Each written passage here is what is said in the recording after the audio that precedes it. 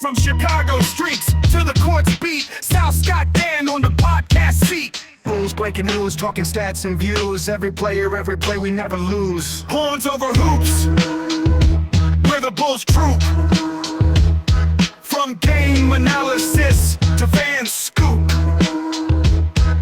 What is good, Bulls fans and Horniacs? And welcome back to another edition of the Horns Over Hoops podcast, postseason edition. We are your hosts for the evening, Sal Bass, Scott Berman, and Dan Gracie. Gentlemen, how are we doing this post-Chicago Bulls season? What is this, evening, afternoon? Whatever this is. How you guys doing? I'm doing good. Enjoying the postseason without the Chicago Bulls once again. Been watching playoff basketball. Watched the OKC Grizzly game last night. It was game 2. It was another dominant performance by them. Yeah. So OKC's on another level, dude. I have not watched a single playoff game. I mean, watching OKC play the Grizzlies is like watching a regular season game because the Grizzlies are just like, I don't know if the Grizzlies are like just bad or if they're like legit, like they're outmatched. Huh? They're outmatched. They are outmatched because honestly Thunder they team look is ridiculous. They look scared. They look scared. Well, Yeah. Jared Jackson Jr.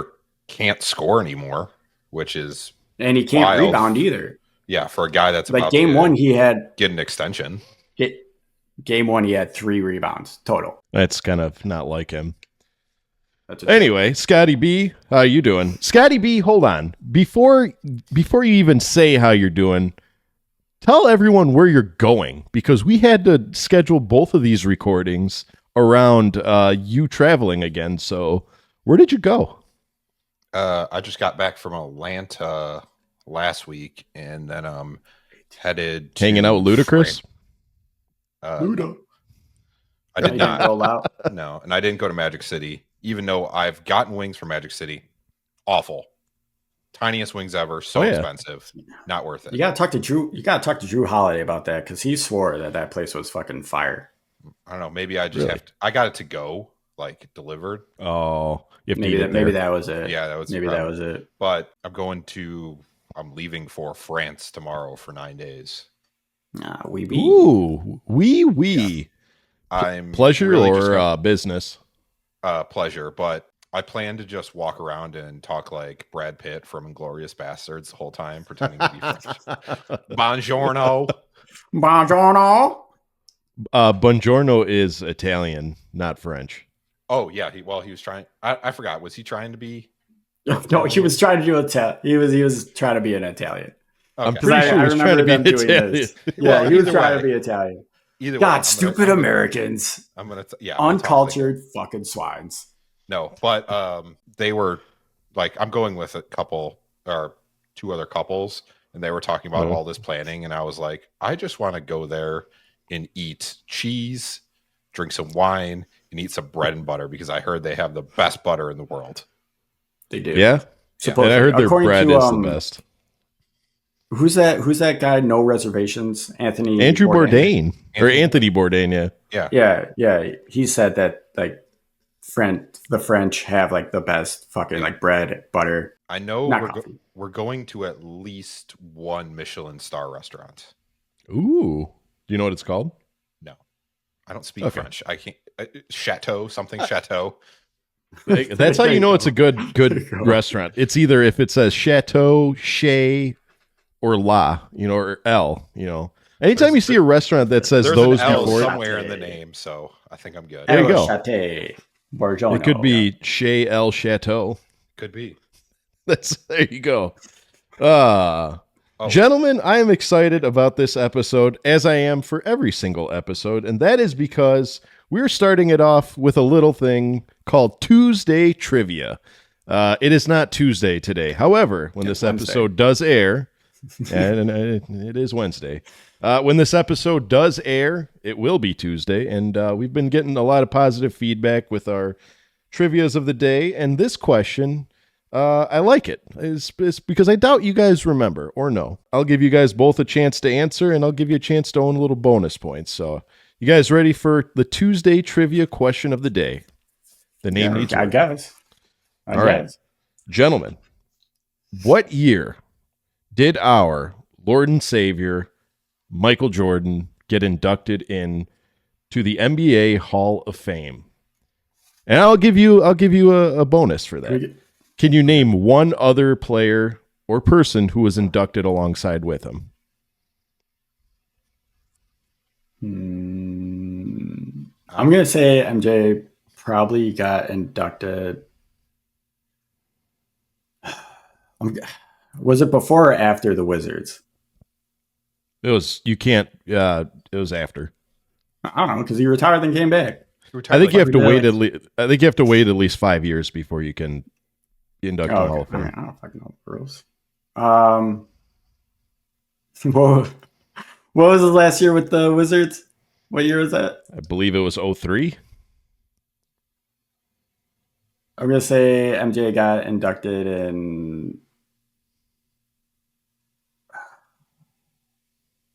I don't know, 2010. I'll just say 2010. Okay, it's a solid guess. Throw a random fucking number. Scotty B? I was going to say like 2005. Okay. Dan, you are actually the closest. Was it 2012? Nope. Michael 2011. Jordan. Michael Jeffrey Jordan was inducted into the NBA Hall of Fame in 2009. That is correct. Can you name one other person? Let me guess with one other person. 2009. I have no idea. I'll give you a hint. It's a lot of 90s. There was a couple 90s extraordinaires in it. Chuck. No. Patrick? Did Gary Payton? I mean, no. There's a few. Is Chris Webber in the Hall of Fame? I don't know if he is, but it wasn't that year. No. I think he is. Karl Malone. Think of his nickname is the master of a ship in the Navy. The fuck is that? David Robinson? Yeah, there you go. The Admiral. Okay. David Robinson. Okay. So 2009, Michael Jordan. I see what you're saying. Michael Jordan joined John Stockton, David Robinson, and Jerry Sloan in the NBA Hall of Fame, 2009. You guys need to brush up on your MJ. Yeah, solid class. Welcome back to the show, everybody. Here's the thing. We just got done coming off of the report card episode where we take all the Bulls players on the active roster at the end of the season and we give them a letter grade. If you hadn't get a chance to watch it, it was a really, really good series. We broke it up into 2 parts. Feel free to click and watch those and listen to those and give us a rating on how you felt our grades were, if they were spot on or not. I enjoyed recording that one. That one was a pain in the ass because we recorded for 3 hours straight. I love recording. Yeah. I really do. But that day was... And that was my entire Friday. That was it, yeah. But similar to last episode, reason why I mentioned that is because for this episode, we're going to be wrapping up the season as a whole, not so much individual players, but as a whole, if it met expectations, what have you. And later on, we'll get to our main idea of the episode, and that is the moves that the Chicago Bulls need to make before the start of next season. Both player, strategic, what have you, just what we need to do. Well, not watch the playoffs from home and rather participate in them. So just to get out of the play-in. Exactly. So stay tuned. It's going to be a great episode, and we're just going to jump right in by asking you guys, gentlemen, the season's over, as I said. However, full disclaimer before we wrap it up and give any opinions, I just like to say that the following breakdown is in no way meant to be negative. It was meant to give personal opinions and is no way meant to single any player or personnel or induce any sort of hatred or hate comments whatsoever. We are just giving our opinion based on the season. That is all. Yeah, that's what a podcast is, if you're confused. Yeah, but we're just 3 guys giving out opinions. Right. So I'll ask you guys, did this season meet your guys' expectations, or did it fall a few yards short of it? Be realistic as well. I'm gonna say no. Okay. Only because we finished with the same record as last year. I don't know. I tend to think like the goal is, to try to get better every year and not stay consistent Mhm. and in mediocrity, which the Bulls love to do. So yeah, no, I'm gonna say I am slightly disappointed. I feel like the record might have been worse if we didn't trade Zach. I think that going into next season, if we keep this roster and everything, that we have a solid chance of being over 500 for once. Okay. I like that. So, my opinion. So I'm going to piggyback off that question. I'll ask Scott the same question. What would you feel, given the roster, would have been an acceptable level of expectations, given the current roster? You want like a letter grade, or what do you want? No. So, like, okay, we finished with the 9th seed. Were your expectations like we were going to be a solid 6 seed? What was your expectations going into the season? I mean, it's hard with the Bulls, just because we're so up and down. I was expecting maybe the 8th seed. Like, I remember going into this season, like all the predictions were like the Bulls at the bottom. Mhm. And I knew that we weren't a bottom feeding team, even with like Zach LaVine and all the problems we had the previous season where we had that, the players only meeting, like 2 games into the season and everything. Like I knew this, like we know this organization well enough to be like, there's no way that we're a bottom feeding team unless we trade Zach right out the gate and just take on like terrible, awful players. But we got, some decent players in that trade. And yeah, that's why I think next season that we can be over 500. I'm hoping for at least an 8th spot. I'm hoping not to be in the play-in next season. But I mean, it all depends on what moves we make in the offseason or don't make. Very good. Scotty B, did the Bulls meet your expectations? And accordingly, if they did not, what did you feel was an acceptable level of expectations? I want to say I had them as high as a 6 seed, mainly because I knew the East was terrible. We said it at the beginning of the beginning of the season and at the end of last year. They're the most consistent team ever as just being mediocre. Mediocre. Yeah. So it's kind of, I expected them to do about what they did, be pretty close to 500. What was the final record? The official record of the Chicago Bulls was 39-43. Yeah. Yeah. So we're 47. I think at the beginning of our thing, I thought we'd be over 500. Actually, I didn't, because I think I would be around 500, but I expected us to actually trade more than just One player. Zach. Yeah, I think it was like if we kept the team together, we'd be closer to 500 or possibly over. If we traded everybody, we would win like 30 games. I would say they didn't meet expectations because I expected them to do more trades and make more moves.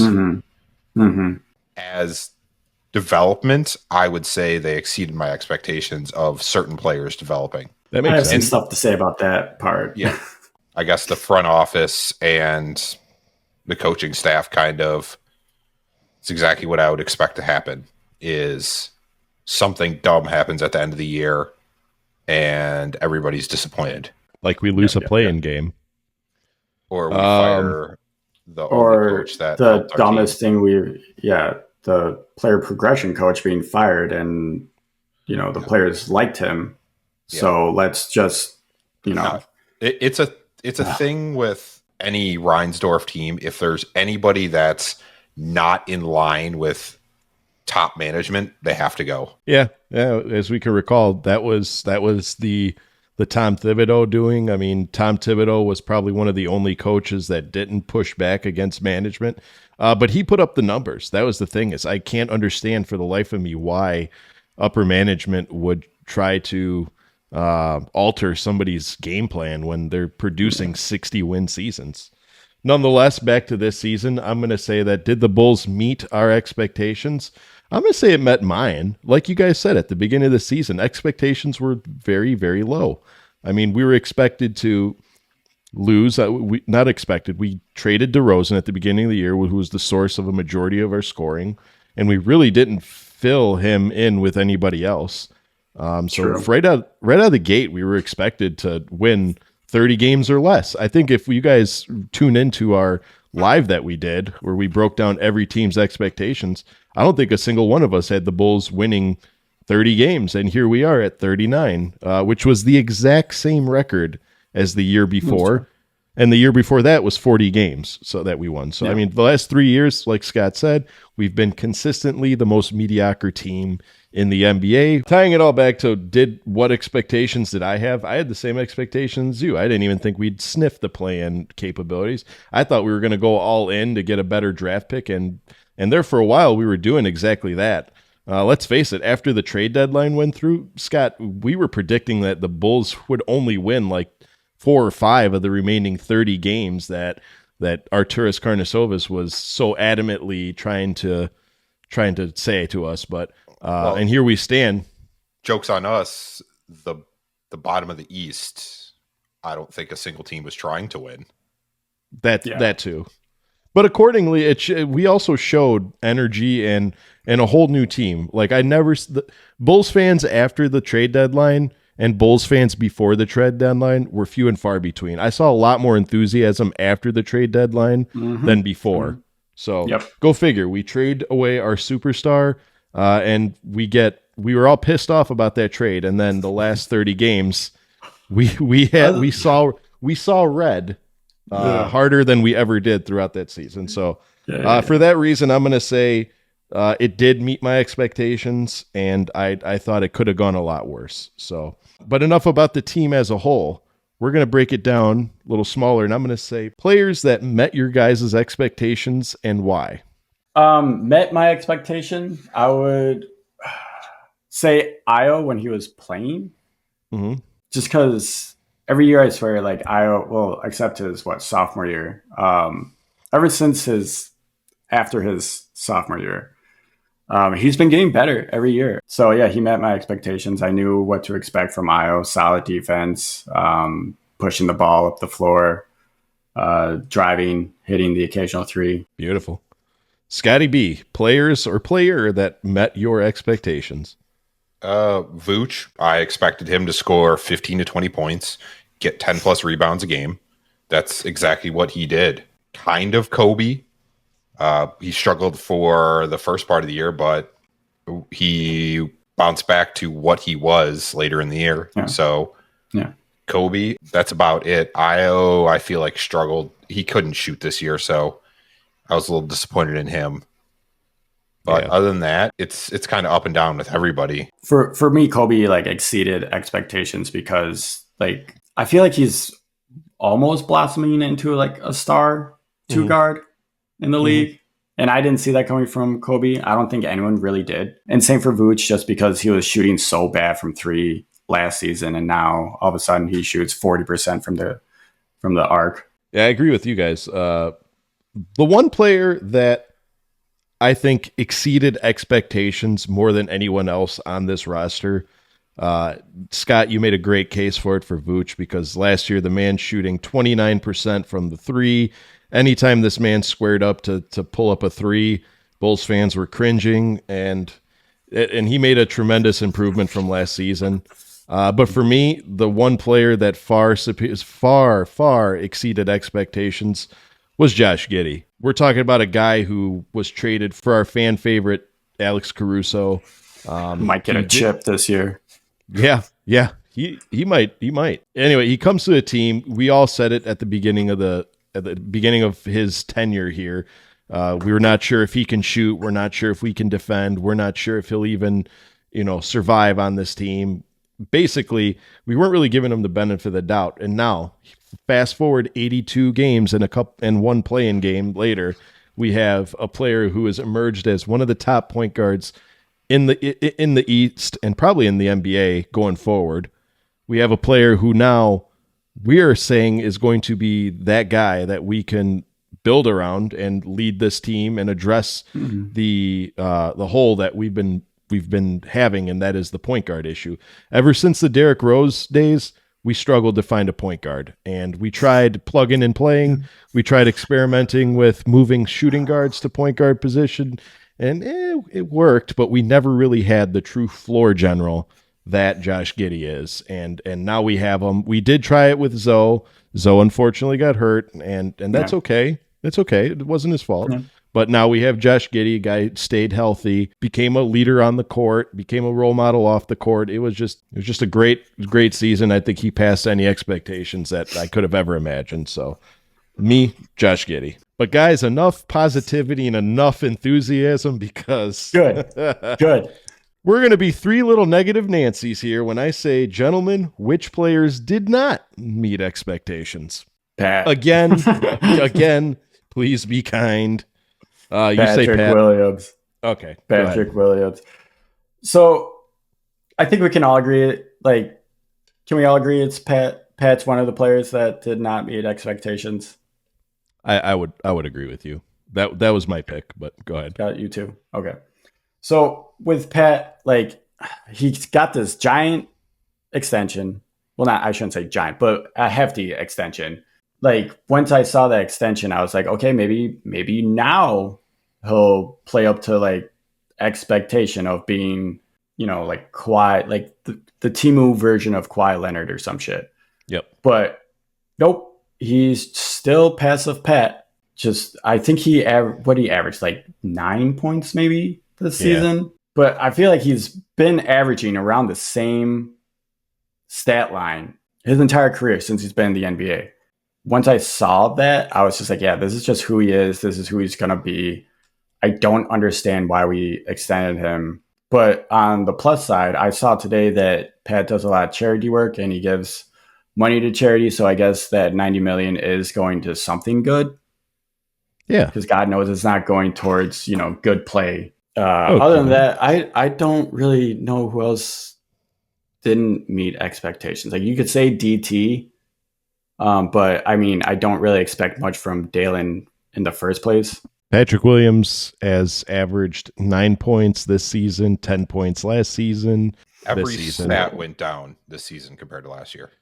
Yeah. And the funny thing is he actually played more games than he did last season, with the exception of the 22-23 season where he played every single game. I'm looking here, 63 games last year, 43 games the year before, and then 17 games in 2021. He has not averaged more than 10 points a game. I think it's 100% fair to call Pat a bust. Yeah. Fourth overall pick. I'm afraid to ask Scott what his player that did not meet expectations is. Go right ahead. Well, yeah, like Dan said, Pat, but my real one, THT. I expected him to come in and be a guy that consistently scores 10 plus points, and half the time he could barely score 2. For a guy that I remember 2-3 years ago, LeBron talking him up and everybody, they literally picked him over Caruso. I expected him to be an explosive scorer off our bench, and he kind of was, but most of the time he couldn't be trusted to be that guy. So I would say THT was the one that disappointed me this year the most. Yeah, he did take about a 4-point step back from the previous season. Both of his seasons in Utah and his last season in the Lakers in 2021, THT did average 10 points. This season with us, his point value went down to about 6.5 points per game. So yeah, they all went down. So, and yeah, I kind of agree with you. I think we got Talen Horton-Tucker with an ulterior reason for what he actually became. So, but unfortunately for me, I'm going to have to piggyback off of Dan's negativity. Now, let me tell you something. This is not meant to be the beat up on Patrick Williams podcast. Okay? No, this isn't. This is not. But it's just you got to call an apple an apple. Facts over here. Yeah, correct. You got okay. That's the thing. Is since we've been watching, we've never seen a top 5 draft pick from the Bulls be as hyped up, or I shouldn't say hyped up, as overly hyped up as Patrick Williams. And I don't think the front office knows when to cut its losses. He looks lost on the court. He shows flashes. We hear it all the time. He's got flashes. He's got flashes. He got flashes. When are we going to stop? At what point do you say enough flashes? Show me a product. Show me a product. And Patrick Williams has continually struggled despite receiving an extension, despite, whatever. He was a starter, couldn't cut it out as a starter, moved to the bench. He was producing a little bit, then for some reason fell off a cliff. Okay. Looks like a giraffe on, my favorite term. He looks like a giraffe on roller skates out there now. And for me, I'm looking forward to when we get rid of Patrick Williams. And it's not to be mean. I'm just saying, I've never had a player raise my blood pressure more when he steps on a court than Patrick Williams. And the sad part is that contract that you lock him into, he's not going anywhere anytime soon. I mean, we're going to have to eat that contract because I don't even think any team would want him. Even on his last year. I don't think so. I mean, I don't know. Unless he does show progression and is consistent with it. Yeah. Then I will 100% stop talking shit about Patrick Williams. But until he turns into a good player, I'm not going to stop talking shit. And again, it's not. I don't want people to think it's trash talk. We're not trash talking Pat. Just look at the stats. Look at the stats. Okay. Numbers don't lie, folks. Numbers do not lie. We're talking last year. He had a player efficiency rating of 9. He averaged 9 points, almost 4 rebounds, and 2 assists for 63 games. Okay. He shot just under 40% from the field. Again, I don't want to keep making fun of him. Just that's who I felt contributed the most negativity towards the team. Yep. Gentlemen, I'm not looking forward to this. I'm not looking forward to this because of the fact that I hate beating a dead horse. I hate using that term, but I hate beating a dead horse. But my next question, I almost didn't even include this, but my next question is, did the staff or the front office meet your expectations? I'll ask you guys, please be kind and try not to be malicious. They are human beings and they are on the business end of the NBA. So did they meet your expectations, coach and staff and front office? I'm going to base everything I'm going to say off of the post-trade. Okay. Yes.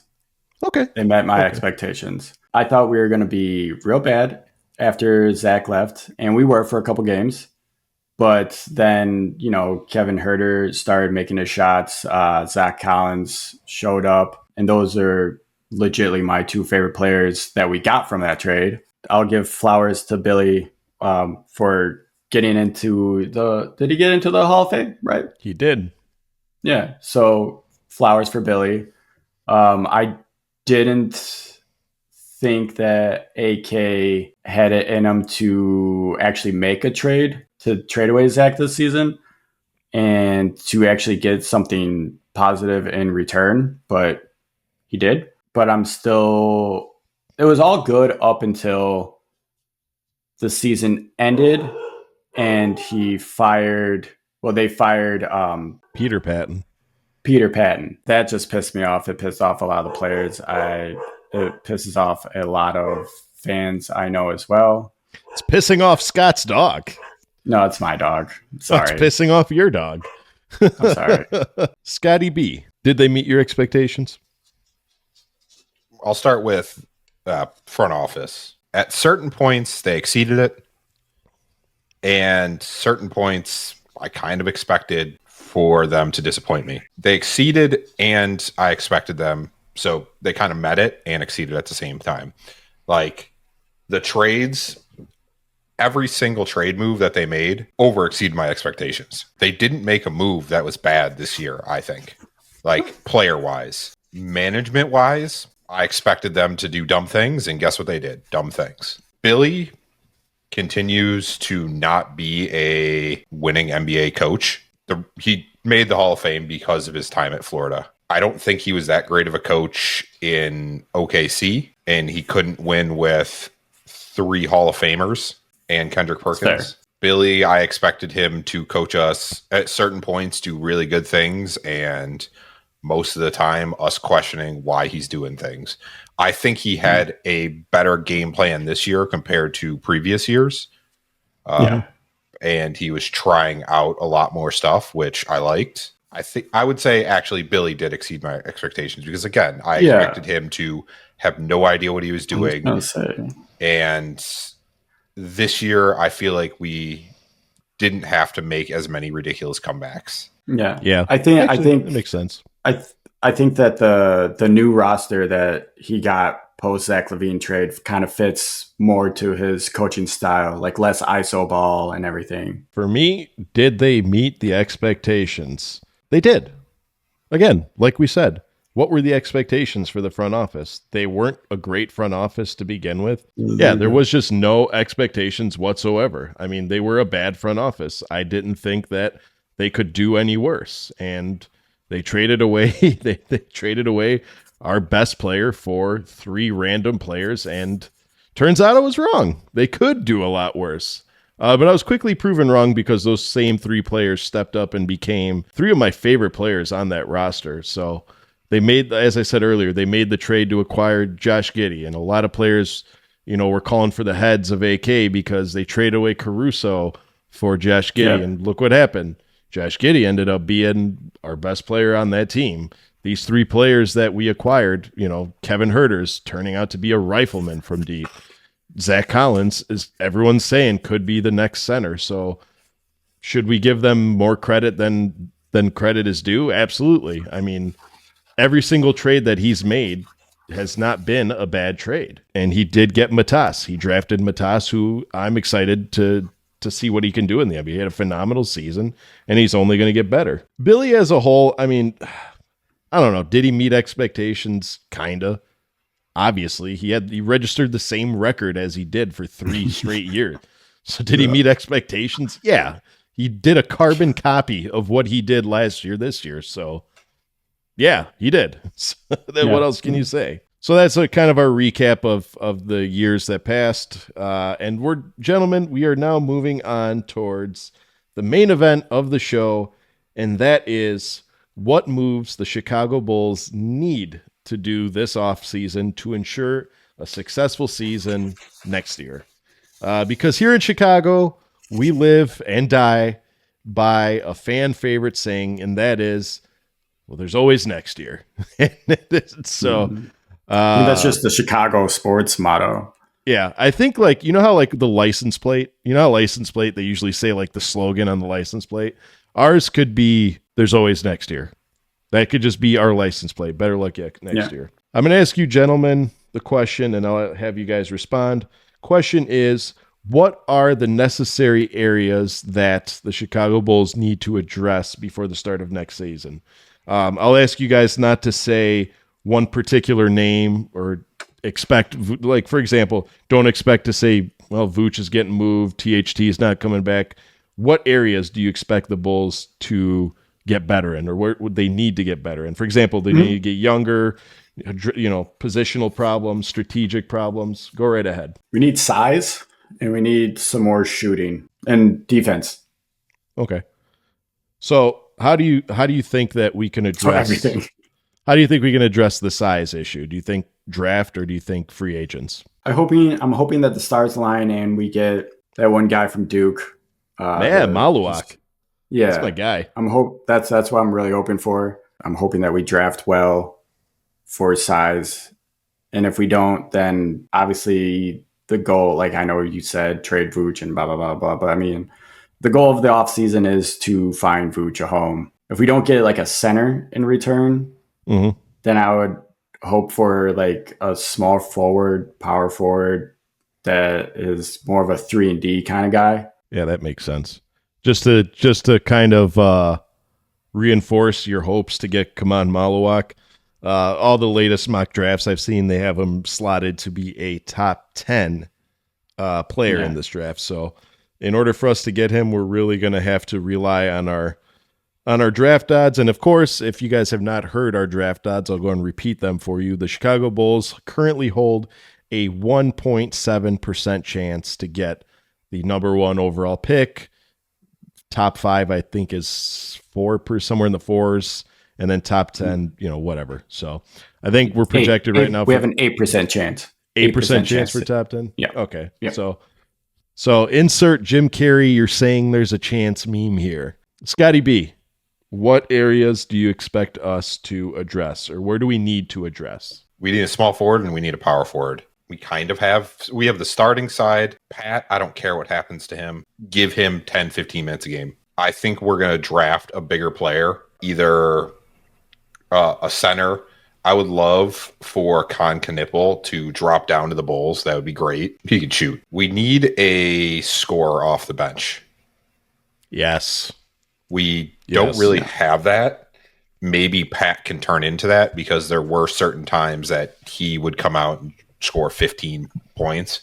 I think that's what we need. I also probably move either Io or a Zoe. Because a guard is definitely being moved. Yeah. Move one of those two guards. I don't know. Get a new coach. I know we're not going to do that, but I don't see this team.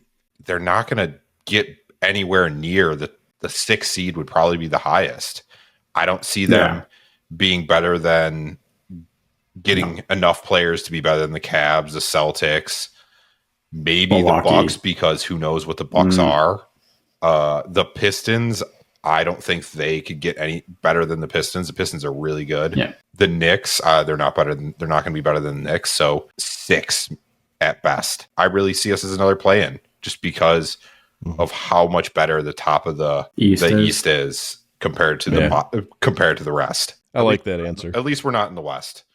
Which we would never sniff a playoff or a play-in if we were in the West. That's what's crazy is just talking about the Lakers versus the T-Wolves. Mm-hmm. That was a 1-game difference. A 3 seed first, and they were the 7th or something like that. Yeah, that it's wild how close the West was. Well, other than there's the Thunder. Yeah. That's not even close. They're on another level. I don't mean to go on a rant here. And it's just going to say what the one thing that the Bulls need to do for the offseason is really take a step back and evaluate their organization top to bottom. And what I mean by that is this. Ask yourselves, is this front office really going to get the job done? Do you think that holds potential? Jerry's not going to do that. No. But I'm saying as a whole, if you think that if your answer is yes, move down the line. Coaching staff. Do you think that Billy Donovan is the coach to bring you out of the play-in purgatory and into potentially playoff contention? And the reason why I ask that is because, as you guys know, there are a lot of very, very good coaching candidates that are in the market right now. I know. Mike Budenholzer, former NBA champion Mike Budenholzer, Mike Malone, who just abruptly was fired. Former NBA champion, coach champion. Mike Brown. I mean, the list goes on and on. If I am the Coach Chicago of the year, Bulls right Mike now, Brown. Exactly. I'm asking myself, is Billy Donovan really the coach that is going to take us out of it? My opinion is, I would say I would roll the dice and try to get a Mike Bud or try to get a Mike Malone. I don't know. I'm not a big fan or a firm believer that Billy Donovan can take this team any further. Because like Scott said, when he was on the Thunder, he had 3 superstars. So it really wasn't a test to himself what kind of a coach he was, because he had 3 superstars. It's natural born talent. I think that the Chicago Bulls right now are a true display of what Billy Donovan's coaching style is. And unfortunately, I don't think he's the guy, but I digress. Moving on to players, I think top of the order should be, we need to figure out a true starting lineup, top to bottom. We've established our point guard. We've established our shooting guard. Is Matas going to slide in the small forward? Is he going to stay at power forward? Whatever position that he is or is not, that's a lock. Io is our power forward. Just stop. I know. That is true. Vooch, all signs may be pointing to Vooch being moved. Now, as I said, I don't want to focus on individual players, but the point is there's a void at the center spot that we need to get hammered away. We need a clear and cut starting five that leaves no questions going forward. Bench. We need to bolster our bench like you would not believe. We have a very, very good defensive bench, but the problem is every time they touch the court, we have no offense. So if we have no player, like Scott said, that comes off the bench and just registers points, we're going nowhere. We're missing the Kyle Korvers. We're missing that little spark that you can get off the bench, and it gives another player that the team's like, oh crap, we got to look out for this guy too, and we don't have that. And honestly, that's really it. I mean, there's a lot to consider, but most importantly, I think it's time to reevaluate the coaching staff. We are on the cusp of a rebuild. I think that the most important position in the rebuild should be the coach. I don't know. I don't see the Bulls making any head coach moves, but they should, because like Sal, you said, there's a lot of good coaches available right now. Mm-hmm. We could easily move on from Bill. Like, yeah, we probably still have to pay him is whatever he's due. So, I mean, who knows? And again, we'd really have to evaluate, do we want to give the fans what they want and start building for wins, or do we just want to sell tickets and keep up this mediocrity? If that's what we want, keep it the same. If we actually want to win, second one. Yeah, exactly. Well, the front office does. Exactly. What we want. But one of the aspects, gentlemen, that could help this team get better, as we mentioned, is players, mainly free agent players. I'm looking at the free agent market coming up in 2025. It is a very veteran, I'll just say that, very veteran-ridden free agent pool. Gentlemen, any of those veterans that stick out that you think could be, one, obtainable? Because, again, keep in mind, we do have financial issues. Any of these free agents that are kind of sparking your interest? Maybe Randall or maybe Collins. I don't know if we can afford them. I have several. I mean, you have several? Turian Prince from the Bucks is a free agent. Okay. That would be a good power forward to get. Larry Nance Jr. is also a free agent if we're looking for more size. Like, that's a guy that can come off the bench and get us 10 points if needed. I would love Thibault to join our team just because he's a really good defensive player. I would love Dennis Schroeder to be on our team. I understand that we don't need more guards. We don't need, we don't. But that's a guy that can come off the bench and give you 20 if needed. Yeah, I mean, I saw his name and I thought the same thing. Yeah. But really, like Dan said, you guys said, it's very old. There's a lot of 35 plus players, old players on here. Yeah, we're not going to break the bank for these players. We could bring Bobby Portis back if we want. I don't know if he's gonna be out of. I don't think he's leaving Milwaukee. I don't think he wants to come back to Chicago. I think that's the one team he doesn't want to go to. If I'm leaving a contending team, I mean, and whatever you get, if you don't want to call, if you don't want to call them but if you don't want to call the Bucks a contending team, I would say, are the Bucks more in contention than the Chicago Bulls? And that's absolutely. Yes. So 100%. If I'm leaving a contending team to go to another team, it's either to contend at a higher level than my current contention or to be paid. Bobby Portis ain't being paid if he comes to Chicago because we don't have the money. Either. Exactly. Yeah. There's some restricted free agents that might be worth going after. Zaire Williams would be decent. We're going to have to get real crafty this offseason with either signings or trades. Probably both.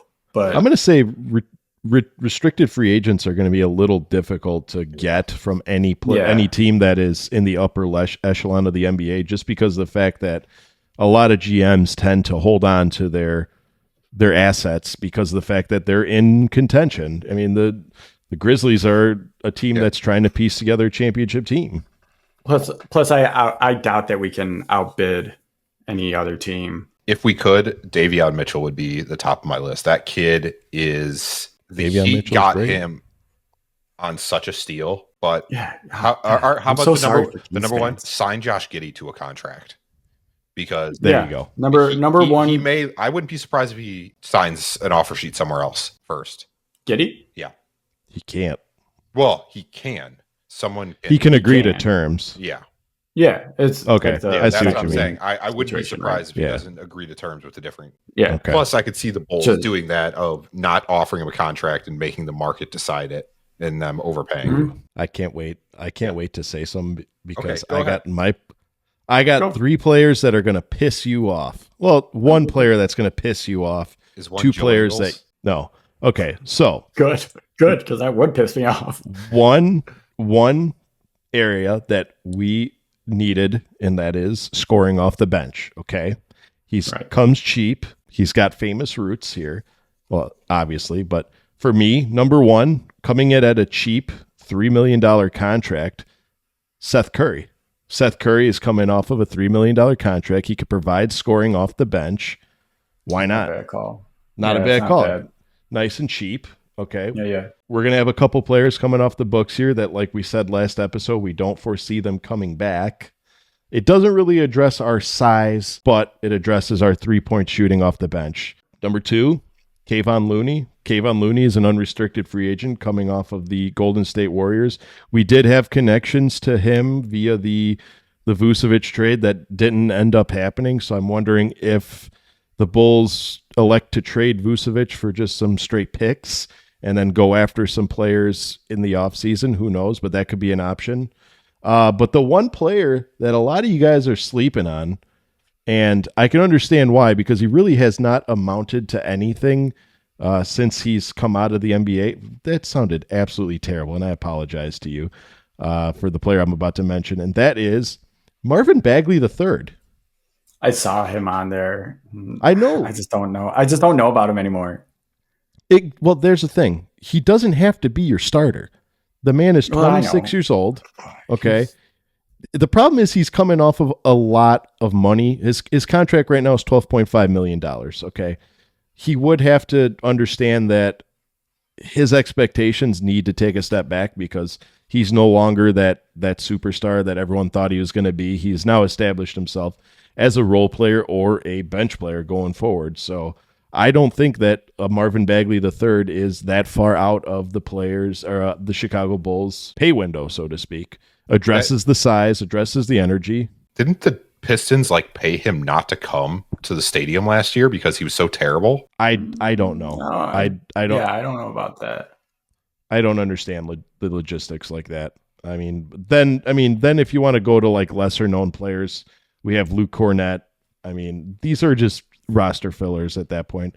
Yeah. Miles Turner is an unrestricted free agent. But again, I'm gonna give you this. I'm gonna give you the same answer that I gave the other ones. If you're leaving Indiana, you better be going to a team where you can either contend Yeah. or you're getting paid. That's not happening, Yeah. which is why I didn't even mention Indiana's- Miles Turner. Yeah. They're currently whooping the fucking Bucks right now. They're killing them. Exactly. So here there's my 3 answers. I'm gonna say Seth Curry, Kayvon Looney, and Marvin Bagley. I wouldn't mind any of those players on the team.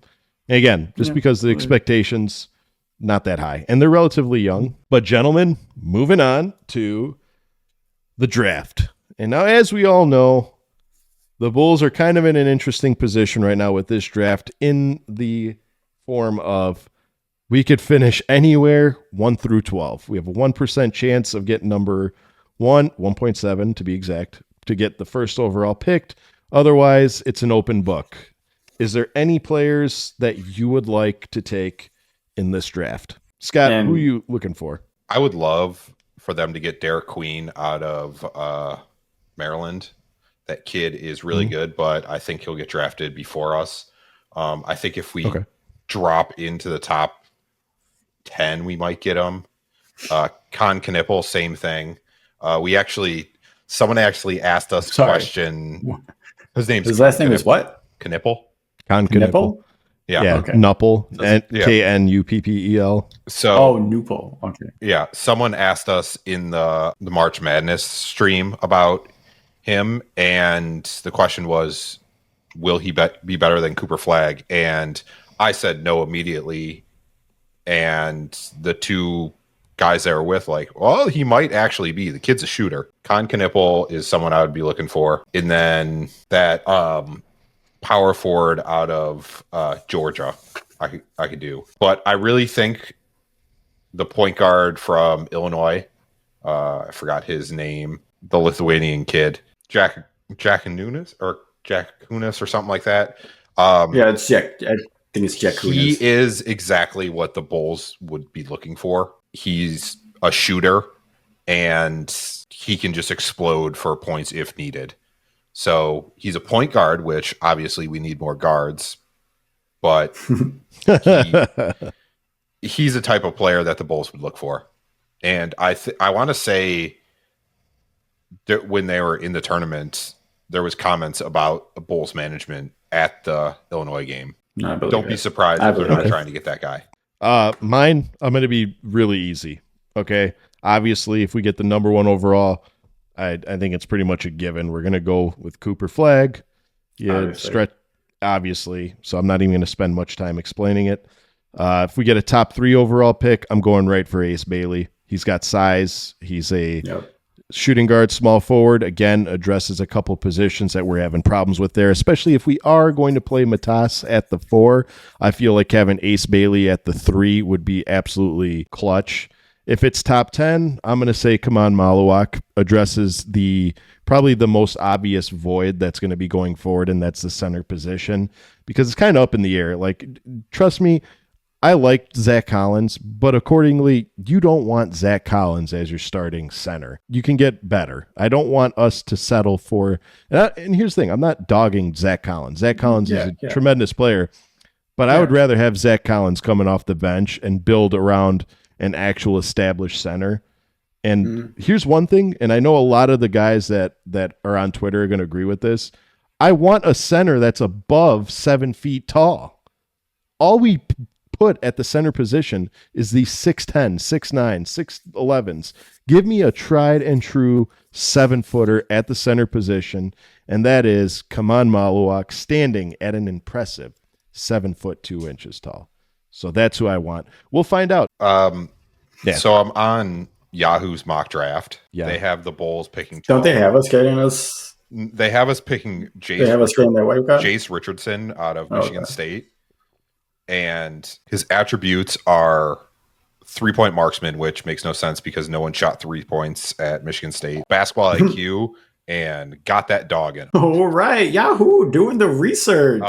His comparisons are Derek White and Richard Hamilton. So we're getting that guy. Okay.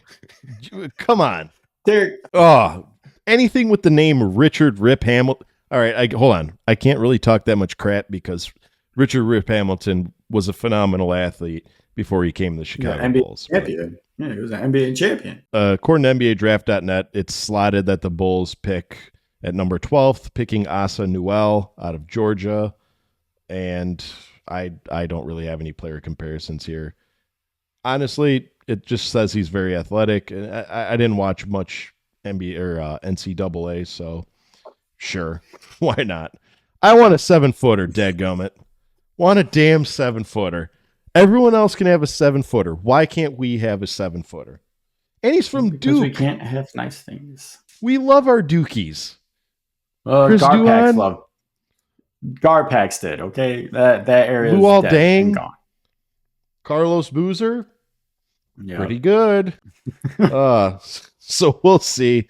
We'll see what we pick at. I'm excited. I know you guys are going to be follow along, so stay tuned to see where exactly the Bulls fall as far as the pick order. Once we've established that, we'll be able to put together a more make sense, I guess I can say. Realistic, better word. We can put together a more realistic scenario as to who we're going to be picking. But gentlemen, I'm feeling like having a good laugh. I want to have a good laugh, and no better thing to give you a good laugh is to throw on a good stand-up comedy. And reason why I'm pulling an off-the-wall scenario like that is it's time for Mount Hornsmore. Cue catchy jingle and balloons, whatever. We got to think of we got to get one of those we those retro game show. Sure. It's time to play Mount Hornsmore. You know what I mean? I'll think of it. Whatever. Yeah. Anyway, in this week's Mount Hornsmore, I had actually kind of a difficult time trying to think of it. So, but again, I just watched a stand-up the other night. I don't know if you watched Have you guys watched the Shane Gillis stand-up yet? I have not. 10 out of 10 would recommend watching the new Shane Gillis stand-up. And if you haven't watched it, watch his show Tires. It's so good. But nonetheless, gentlemen, this week's Mount Hornsmore is give me your top 5 greatest stand-up comedians. David Cross. Oh, yeah. Fucking David Cross. I saw him live in Milwaukee. It was one of the funniest shows I've ever been to. It was so good. David Cross. Okay. Taylor Tomlinson. I saw her originally on Instagram, and her stuff is so funny. She became the host of, it was a show on, it was like midnight, after midnight. It was on, I want to say it was on NBC, but she's really funny. Never heard of her. He doesn't do it anymore, but Daniel Tosh's stand-up was so good. Oh, yes. Yes. Yep. Yes. Okay. Love it. Yeah. This next one's going to get Dan. Bob Saget. His stand-up. Bob Saget. Bob Saget is, God, he was a gem. That man was a gem. Do you know what it is? Is watching Bob Saget swear just blows my mind. And it's so good. Every single time. You just see him as just Mr. Tanner. Yeah. And then he just so good. And he's dude, come to find out, that was one of like the dirtiest stand-ups. Yeah. And that was coming from like one of the most childhood fathers. He would be canceled now. All right, number 5. Greg Davies.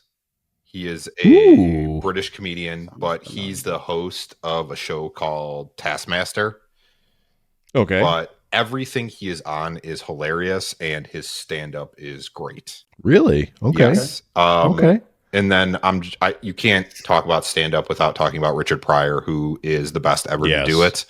But I wanted to do more newer people, but Richard Pryor changed the game with stand-up. He did. He was probably the best ever to do it. I'll put him up there. Like if we're talking about like if we're talking about a tried and true Mount Rushmore of Richard comedy, he would definitely be up there. Yeah, he's the top 3 or 4 short. Definitely. Dan Gracie, who is your top 5 greatest stand-up comedians? So, all these people have made me legit cry from laughing so hard. Okay. Louis C.K. Yes. I know that he's a bit controversial and everything, but I don't care. That man can make me laugh so hard where my stomach will hurt. Yes. Dave Chappelle. Just because Dave Chappelle was kind of like the first stand-up I really saw, and I loved it. Plus, he's a GOAT. Tom Segura. Yeah, Tom Segura. Tom Segura reminds me a lot of Louis C.K. if Louis C.K. was accepted in the modern comedy world, I guess. Is he the one that walks around with his shirt off on every... No, that's Bert I don't Kreischer. like that guy. Yeah, I don't like Bert. Bert Kreischer. I don't like Bert. Bert annoys me. What was that 3? Right. Ben Schwartz. Who's Ben Schwartz again? So John Ralphio from Parks and Rec. Parks and Rec. He's Sonic the Hedgehog. If you haven't. Oh yeah. Sonic Okay. The Hedgehog. Yeah. The guy's hilarious. It's not so much stand up, but it's more like improv comedy, which I mean, it's a show and it's comedy. Yeah. Throw him in there. And then John Mulaney. I adore John Mulaney. Everything he does, I love. He's got like this. He's got like this innocent persona. Like he's got like this. He looks like he would be innocent, but the man is a riot. He seems very innocent, and I'm very proud of him for overcoming his drug addiction. So good job, John. Good job, John. Most definitely. Also, your wife is a babe, Olivia Munn. She's a babe. Good job, John. All right, we'll have to keep this one away from Mrs. Gracie. It's okay. All right. Top 5 stand-up comedians. This was an easy one for me to put together because I love stand-up. Even as a kid, even at the age that I probably shouldn't have been listening to stand-up comedy, me and my cousin were listening to stand-up comedy. We used to do Comedy Central Presents, where they would just have stand-up nights. And this list is going to piss off a lot of people just because my level of comedy that I liked was not your conventional like comedy. I like the dark humor and the controversial comedy. We'll just say that. So at number 5, this is just because I listened to him a lot during my childhood. I know he's been canceled and caught plagiarizing and what have. Number 5 is going to be Dane Cook. Oh, okay. Dane Cook was hilarious. Scared. What would you think? I'll get to it. Dane Cook was funny, but he caught stealing people's jokes? Was that what it was? He blatantly stole Louis C.K.'s joke. In fact, Louis C.K. used to have a show called Louis on FX, and it was kind of like a dark humor. It was a great show, and he actually had Dane Cook on there. And one of the skits that they did was they kind of like squashed the beef on the show that he got caught stealing jokes, and Dane Cook actually apologized. It was a great show, and again, I really liked it. There was like you're thinking of that, Carlos Mencia. Carlos Mencia, yeah, he was doing that too. That guy stole a bunch of jokes. That one, I'll get to my list here in a minute. But Carlos that one Mencia was funny.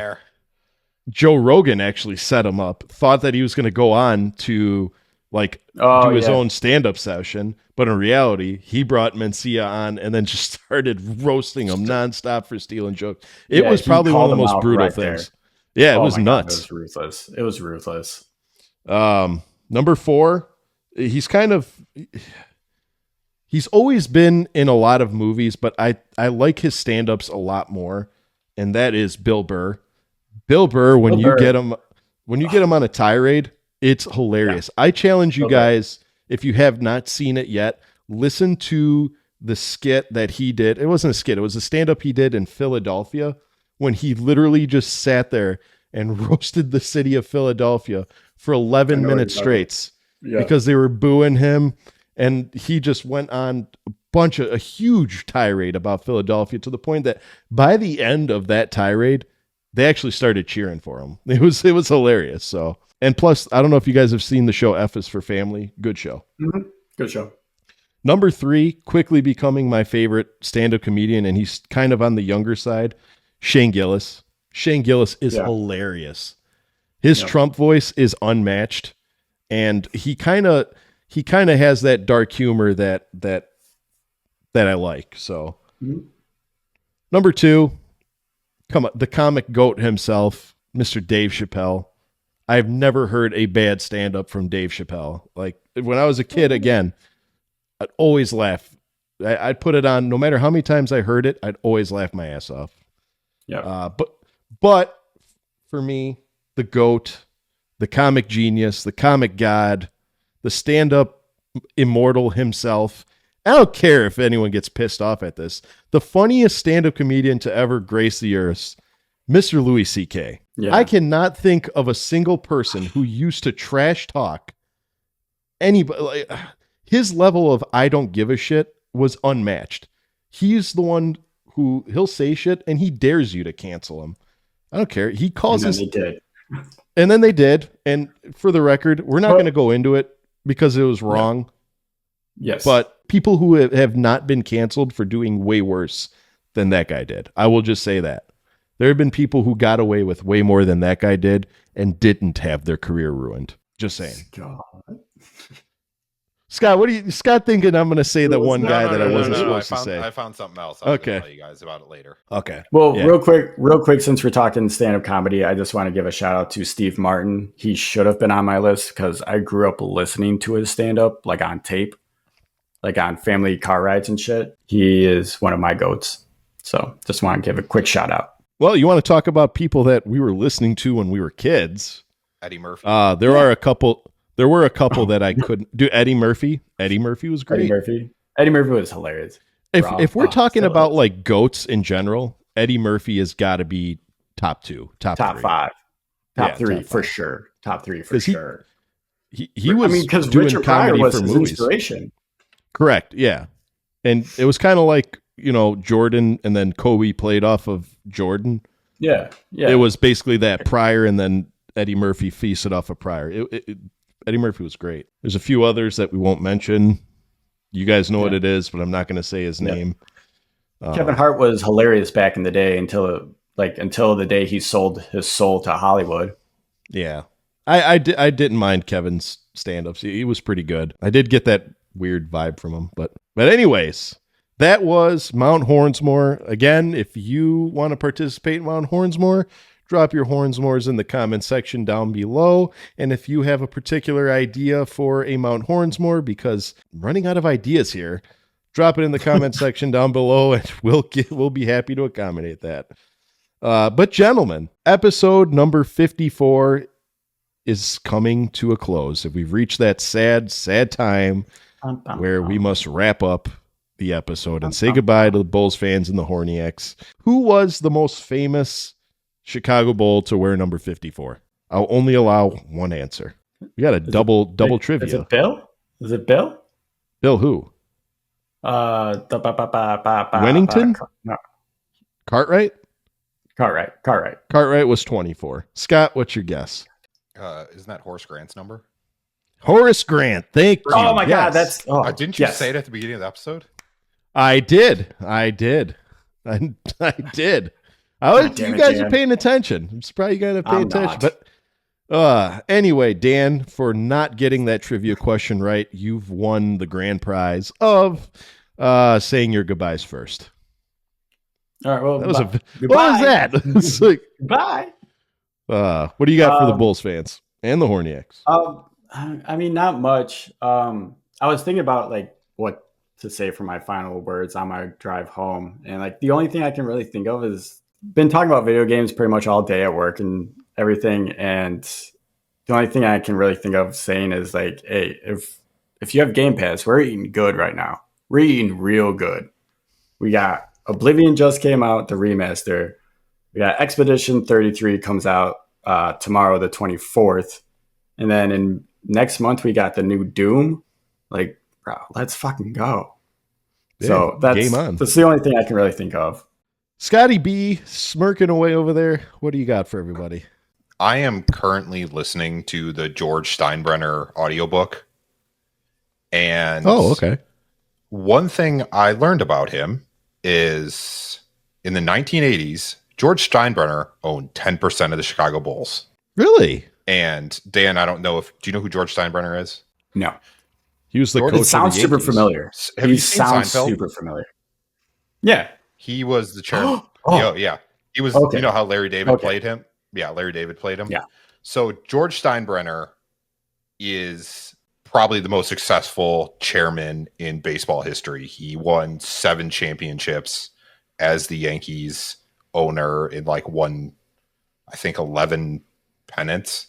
So he absolutely set the team up to success. So he owned the Bull. So he bought into the Bulls in the 1980s because he was actually owned a ABL team that failed. He actually tried to bring the team into the NBA, but things fell through. So he ended up buying 10% share in the Bulls. He wanted more, but he was trying to hide it from his wife. But so in the 80s, the Bulls were owned by the Wirtz family, who owned the Blackhawks.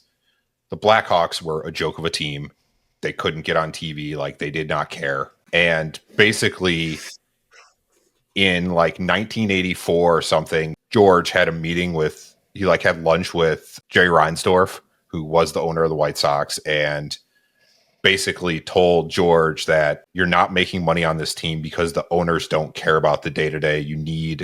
They need an owner that will care about the day-to-day. And Jerry said that? Yes, this is what Jerry told him in 1984. A week after that lunch, George Steinbrenner and his business partner called up Jerry Reinsdorf and told him he needs to buy the Bulls. And that week he bought 54% of the team. So George Steinbrenner could have, if he wasn't trying to hide it from his wife, could have been the Bulls owner. And we could have had a way more successful ownership group. But instead he told Jerry Reinsdorf to buy the Bulls, and now we're here. Lesson is, for all you male listeners, just be honest with your wives. Well, Happy he went wife, in happy a different life. direction and Yes. was with the Yankees, and we know how that turned out. Yeah. Absolute Well, goddamn, dynasty. man. Yeah. Imagine. That's Just interesting. imagine. Yeah. Also, that guy is wild. He apparently was part of Watergate also.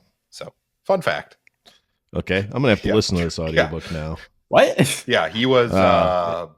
He did some sketchy stuff with Nixon. All nice. right. Yeah, there's a he literally got banned from baseball. Really? Yeah. Interesting. Yeah. Yeah, Crazy. I'd love to hear this one day. Yeah. Sense? That's my thing. History of All right. owners of Chicago Bulls. We'll have to do Yeah, an we'll do episode of that. maybe in an off season. Yeah.